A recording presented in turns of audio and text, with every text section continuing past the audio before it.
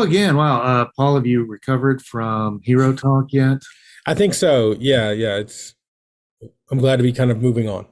Yeah, I think we deconstructed it any which way we can, right? And so, for that, and obviously the audience out there, we've been talking about uh, the heroes, the various incarnations of heroes, the classic white, the classic good guy who does things for all the right reasons. Good, I mean, not just guys too. And then the darker hero who Yep. does the right things, maybe the wrong way. Batman, classic Yeah. example, obviously the first example, Superman. And then we move to the anti-hero, which is Yeah. more Western. And boy, we obviously the final transition was the Hall of Faith Yep. and some of the examples, Samson, guys who who failed at times, succeeded at times, followed God's calling, and in some overall, David, who made many mistakes, but overall was followed God's plan and was successful in his role, his eternal role. Yes. So probably the classic example of someone who struggled both ways and struggled with the earthly opportunities that Yep. being king had, but then also and who also had this limited, well, I hate to say limited role, but there are things he wanted to do, Absolutely. like the temple, build the Yeah. temple, because like, your hands got blood all over them. And I always like reading. I'll just say one more thing before we jump to this, because just so you know out there, everyone, this is going to be what we might call a segue, not the little things you write on, or episode, because we're putting heroes behind us. We put time and other aspects of probably go behind us, Man, and that seems so long ago. oh, it does. It does. It seems like we've traveled time, right? It seems like we've been in a time machine. But when I think about David's very narrowly focused role, that's very much in line with what God has given, the blessing that God has given all of us, right? Right, Yes. Paul. So Yes. Especially in as we talk about a calling on each person's life, what that calling is, it's very, I think it's such an interesting discussion. Of course, I deal with students and youth a lot in my ministry. And, I see them transition for the seventh and eighth grade where they're just kind of figuring out who they are, into high school where they kind of have that lull around freshman, sophomore year. But then junior year, it's like mass panic mode. Where am I going to college? What's my future look like? All these things, and really trying to struggle to fill out, what's the plan? What's the direction? Where are we going with this? And that's, I think that's a lot of pressure that is put on a lot of people. And I think it's a secular thing. I think God is very, he's very clear, and you have a purpose and a calling and a plan to follow, but you don't have to figure it all out at once. I can reveal it to you. And so, yeah, but I think it's a very narrow thing, especially with David. God told him, "You're not doing this. You are doing this. This is where you're going." as opposed to being a builder, you're going to kill a bunch of people. Yeah. And he had and I always try to ask my friends who are experts in theology. I always love reading about the mighty men. Everybody, Yeah. they were tough guys, right? I mean, they had to be borderline thugs, I think, for that era to be as effective as they were. Yeah, yeah, So, absolutely, yeah. absolutely. So that's the life he lived, and that's the role he played, and that's the thing. Sometimes, and that's what we don't always understand in life, is our role, regardless of who we are and what our profession is, and also how we struggle with our identity in Christ, because we always get stuck in our identity and profession, right?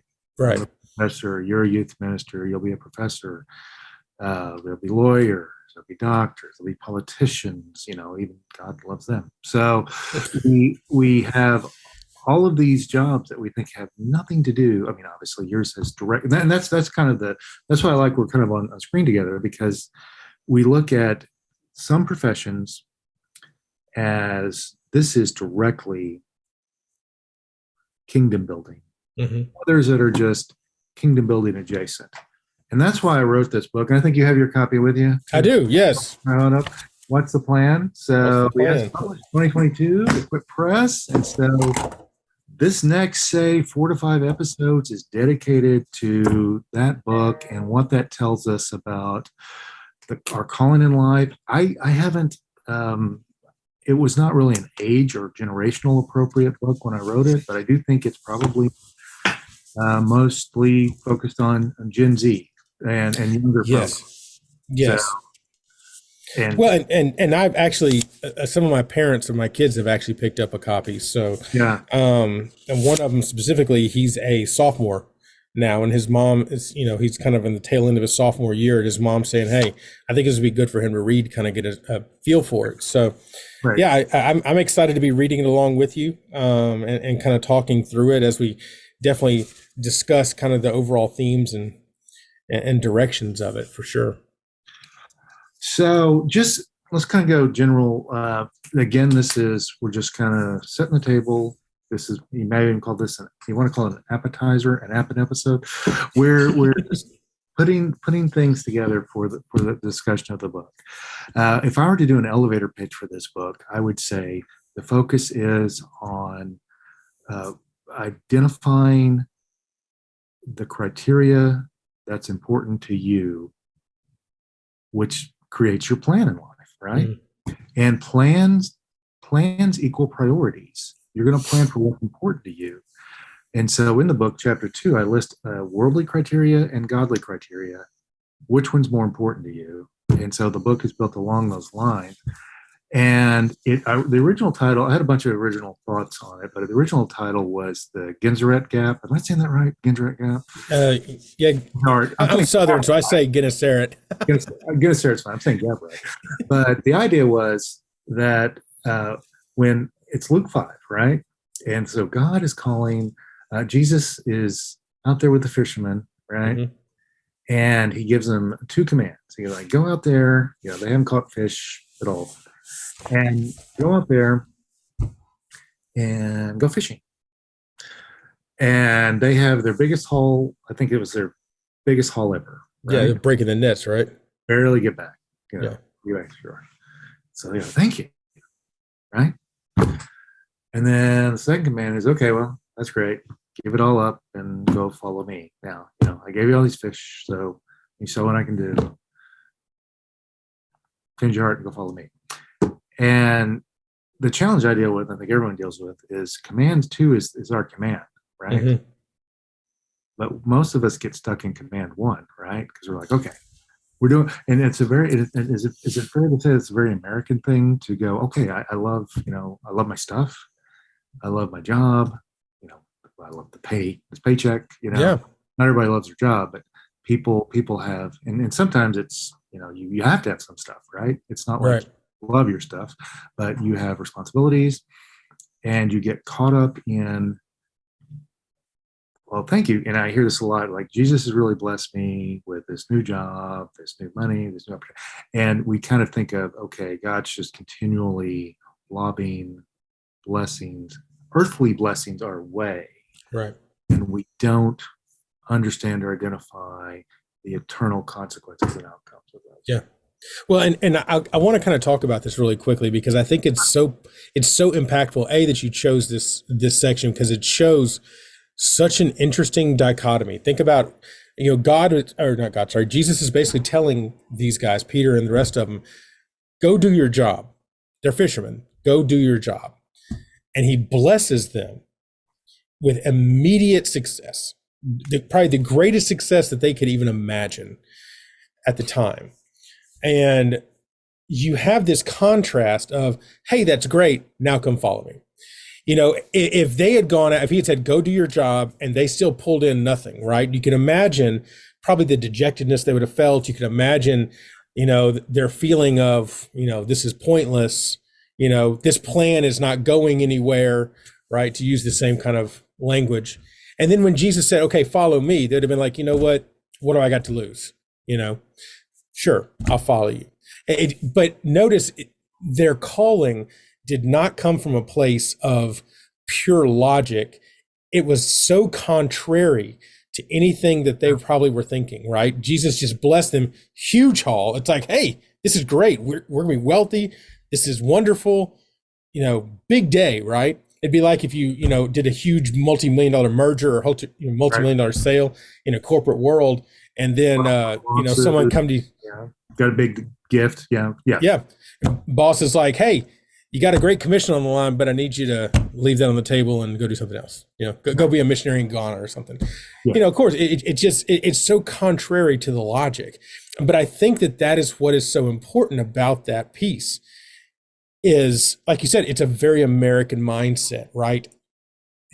God, through the enacting of Jesus in this situation, presented Peter and the followers with probably the most challenging, stark, binary decision they could have made. Yeah. Have this and not follow the Messiah, or leave it all behind and come follow me. Yeah. And that's the beauty. The other thing I noted, and it's the other thesis of the book to me, when I was in college, I was kid of the 80s, so I went the money route, law school, and worked in banking for a while, mortgage banking for a while, and then ended up at the university. So that's my trajectory was very interesting because I'm at a Christian university, and so there was in a sense where I was responding and turning to a call. But I remember very early on, I had a bunch of friends who were seminary bound. And they would always give me a hard time about, okay, great, you're doing what you're doing, so you can be rich and have these earthly, blessings. But we're doing the real stuff. We're doing the eternal work, right? Mm-hmm. Because we are going to seminary, and we're going to have flocks, and we're going to worship and say them. And I was like, that really would chap my hide. And I was a fairly new believer at the time too. Mm-hmm. So kind of like it still bugged me that I'm like, that's not true in a eternal realm. But I remember speaking to one of my mentors about this. That was bugged me, and it was actually the president of the university. And I said,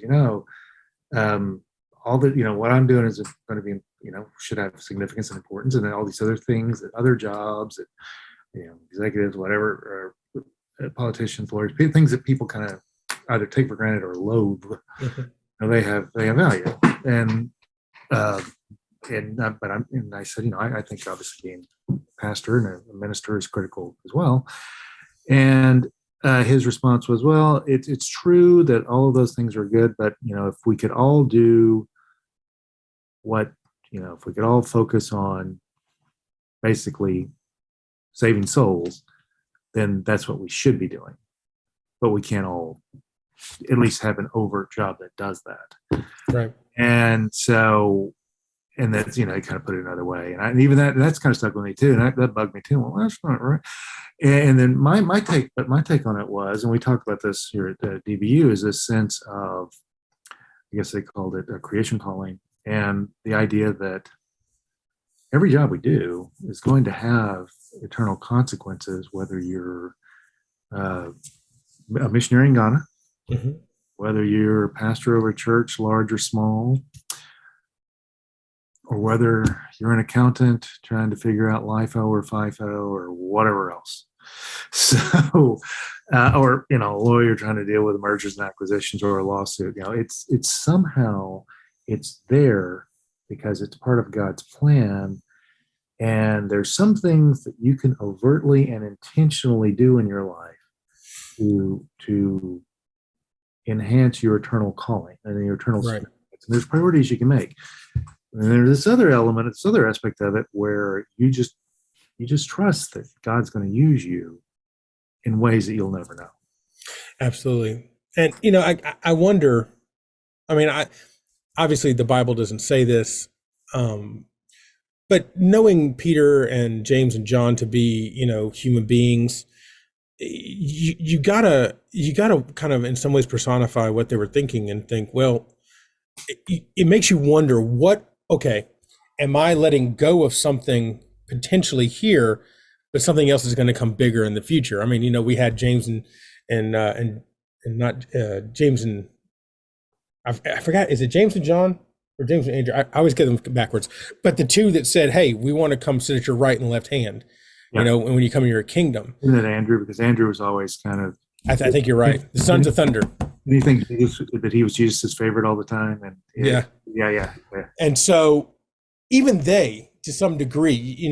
I mean, you got to wonder if the disciples were still thinking in a terrestrial term of what is this calling? Like, I'm going to get something out of this, right? There's going to be some back pay, something that's going to, I mean, they were devoted. Let's give them what they're due. Oh yeah. But it was almost like it wasn't until that moment, right, at Christ's ascension, when they saw, okay, wait a minute, this is all clicking, this is all coming into place. Now I realize all these things don't matter. All that matters is what just happened in front of me, the ascension of Christ. Yeah. But even before then, it kind of makes you wonder, Peter denying him, right? Not wanting to face earthly persecution, not even want to be pestered by, hey, this man. No, I don't, it just kind of makes you wonder if they still hadn't locked in, they hadn't clicked into they're going along, but it's almost like, hey, like we're getting paid for this, right? Like, there's something coming, right? That there's some sort of earthly reward. Yeah, like there's an incentive to do this. I'm still waiting, right? I'm following, but come on, we're yeah, and the thing about it is, I think you can even make a distinction between at times, at least based on what we've read in the Gospels, and of course many of them wrote the Gospels, so but how we would see those moments of selfishness, but also juxtaposed with or overwhelmed by the sacrifices that they made, and maybe compare now to where you can at least say that they were still prioritizing Jesus's calling, and while also trying to balance that with what they wanted to see in their lives, right? Compared to maybe where we are now, where people, as I talk about in the book, will prioritize the here and the now, the earthly joys, and not consider or understand fully the eternal significance of what they're doing. Well, and I think that your idea of priorities, I think, is so important. And I think it's going to be really important as we discuss this book going forward, because obviously, as we look at the idea of what's the plan, right? The title of the book, what's the plan? A plan requires priorities. You can't just move sequentially through space without understanding the sequence of events, or at least knowing what the next in the sequence is. Otherwise, it's left to chaos. It's just left to happenstance. Even having a plan entails having some sense of sequence. Right. And so that priority becomes so important. But as you look at, kind of like the American dream, right? The American standard, as you kind of mentioned earlier, this idea, and I see it with students. I mean, heck, so I was kind of, I don't know if our listeners out there kind of know this, but I was a little bit different. I left straight from small town Mississippi, went to a university, and I jumped in the first thing that I thought would make money, which was computer programming. Hated it. Oh, it's terrible. And so, yeah, no offense to anyone out there who is a computer programmer. That ain't my world. And so I ended up doing kind of the exact opposite and went more into the arts. That was what my background was. And so I got into, graphic design, film, photography, things like that. Ultimately ended up in poetry, of all things. What do you do with a poetry degree, You write poems. Yeah, you write really good. Did you write poems, or did you interpret poems? Kind of both, actually. Yeah, it was interesting. A lot of interpretation, a lot of evaluation of poems and symbolism and things like that. I remember that in senior year in high school. A lot of that thing that everybody dreads is like what I ran to. Yeah, what you graduated with. But it's interesting, right? The prioritization in my mind as a freshman in college, and I did the fraternity thing. I joined a fraternity. I was not a believer at the time. So for me, it was experience. That was the priority. Then came financial support or financial future. Yeah. Then came, I didn't care what my education was at the time. I just wanted to get the paycheck, right? I wanted the great experience in college. I wanted to get a paycheck. And then my education just kind of whatever got me there. Interestingly enough, that plan, those priorities the math did not compute. I failed out of college the first time because I was spending too much time partying. I realized that this degree plan was terrible for me. It involved way too much math, and I'm not a math guy. And so the education part that I should have prioritized first, ultimately, I had to leave. Yeah. And so, I can see that I can really see the roadmap here that you're working with and why this is so important, and then in some ways I've often always identified more with Peter, of the apostle. Even though I'm Paul, I still identify more with Peter. The typical hothead kind of puts his foot in his mouth quite often. And you can see Peter's passion, right? You could see him blindly following initially. Yeah. But when things stepped outside of his little paradigm, what he thought the plan truly was, he was quick to rebut against that. I mean, think about when Jesus says, "Who do you think I am?" Peter's first one to step up. "Hey, you're the Christ, the Son of God." Jesus, says, "Congratulations, good job, Simon Bar Jonah, son of Jonah. You did well, right? On this rock I'll build my church." And then shortly after that, he pulls Jesus aside. "Now, hang on, this whole dying thing, we're not. This was not part of what we talked about, And of course, the plan is still bigger than Peter can realize, bigger than really the rest of the disciples, I think, truly. Well, and it's bigger. It's still bigger than all of us can realize in our world. Absolutely. So that's part of the faith, is you understand what you've done and how it's going to contribute and how it's going to make. Absolutely.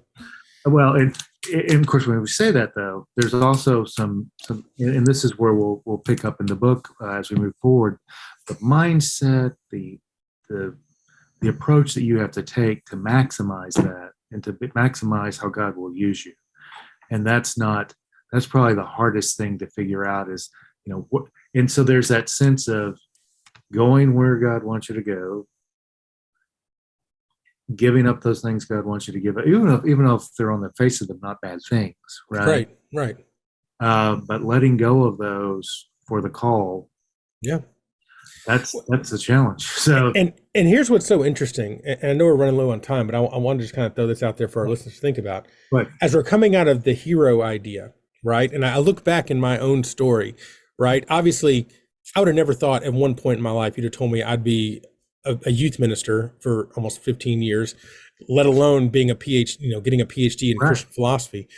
It never would have crossed my mind, right? But yet here I am, completely committed to the call on the back end. And we look at the heroes in the Hall of Faith. That was what was really so startling about so many of them. Their calling stayed the same, but it wasn't until that faith element they kind of came back to that. I mean, like David, his story arc picked back up. We talked about how Samson, even though he died with the wrong idea, the wrong priorities, God still redeemed his life by bringing his arc back up to where it was supposed to be and fulfilling that plan. And so I think that is what is so interesting about this subject, is that even in spite of ourselves, and I include myself in that kind of, group of people wandering in the wilderness, even in spite of our best efforts to go in another direction, God's perfect plan. Yeah. Once we pick up on it, it's like a highway. And that's the chapter 3 comment I have about GPS, God's, the eternal GPS or the godly GPS, how, sometimes you go directions that are the right way, but they do not feel right to you at all. Mm-hmm. And I talk about some of that. And we'll talk about some of this in our discussion. So that's all great stuff. Now we are running out of time, as you mentioned. So, and this is again just setting the table. So next episode, we're actually going to have visitations from Gen Z. So my political philosophy class is going to be joining us. Yes, 12 strong, and they're going to be each in their Zoom, and so we'll have a lot to talk about with them, because I want to hear for when we have these different generational conversations about their thoughts on sacrifice, their thoughts on lost comfort, and what it means for them. So that'll be a lot to talk about. But so next episode, I'm not sure how far we'll go since this will be our one chance to talk with some of them. Although some of them may be returning guests, because I think it's really great to have that different generational exposure. But I think at least we'll be talking about Closing the Gap, Chapter 1, perhaps Why or Why Not, which would be the criteria that you look at. So those are maybe following along. Those are the chapters we'll look. We may even touch on later chapters, but that's what we'll be focused on next week. So awesome. I'm excited. Any parting thoughts? Great. No, I think it's a great plan. I'm glad to be a part of it. Awesome. Glad to have you. All right, everyone. We'll see you. Keep reading, and we'll go from there. God bless. Have a good one.